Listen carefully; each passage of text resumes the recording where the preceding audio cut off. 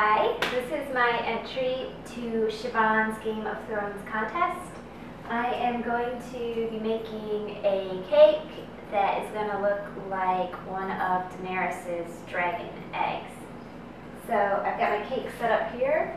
I'm not going to talk while I'm baking it because I'm just going to speed it up.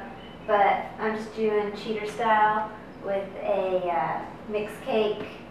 And the cake is going to be baked. I don't have an egg pan, and I wasn't going to buy an egg pan to make one cake. So the cake is actually going to be baked in my football pan, and I'm going to kind of carve it. So here we go. I put the cake in the oven at about 350 degrees for around 45 minutes. Just keep checking back on it to see how it's going. Here you can see the cake baking in my super tiny oven. There's the cake after I took it out of the oven, cooling. There it is looking like a rocket ship. I popped it out of the pan after about 15-20 minutes. Don't let it cool down completely in the pan or you'll have a really tough time getting it out. Hey, so we're going to start coloring the fondant now for the outside of the cake.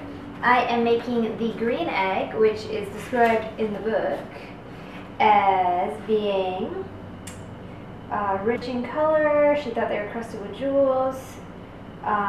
Look like porcelain or delicate enamel. Here we go. The surface of the shell was covered with tiny scales. One egg was a deep green with burnished bronze flecks. So that's what we're going for, is deep green with burnished bronze flecks. We'll do the bronze later. I'm going to do the green right now.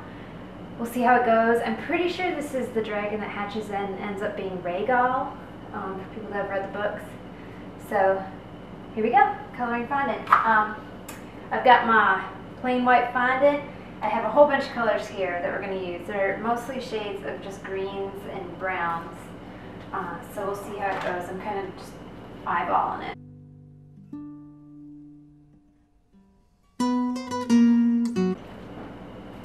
I'm actually going to change the camera angle now so you can see a little better the colors blending. It's kind of cool.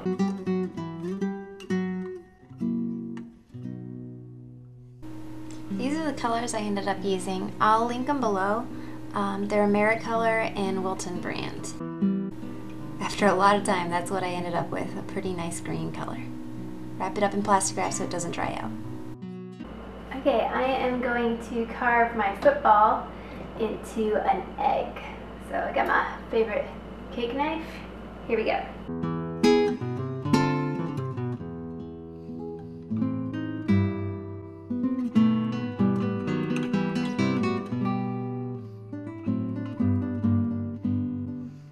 This was the annoying part of the cake. I rolled out the green fondant and using a leaf cookie cutter, I cut out what felt like a million little scales. After they were cut out, I laid them on these plastic formers to kind of dry them, not quite flat, a little rounded. I have a lot of these formers, but you could also use anything round. You could even skip this step. Then I gave the cake a quick frost with some yummy chocolate frosting.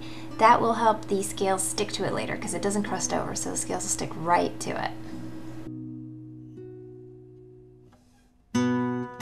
Alright, as you can see, this is me putting on all the scales. I was painting on a mixture of dusts that I had, luster dusts. There was gold, copper, bronze, a bunch of different colors. It ended up a little more gold than I'd liked, but I painted each individual scale as I went. Some of them got a lot, some of them got a little. I like the uneven look of it. I don't know. I just like the look of it. You could be really crazy about it and do it evenly, or you could just put all the scales on plain if you liked, and with a bigger brush, like a fluffer makeup brush, like a blush brush, you could put a light layer of the dust over the whole thing like that. It's kind of a toss-up, whatever you want to do.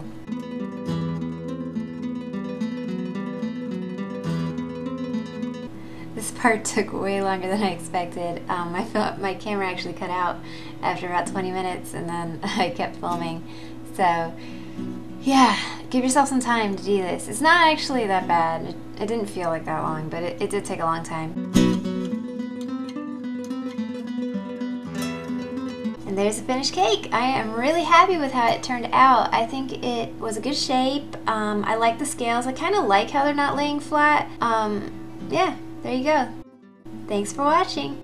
It was delicious.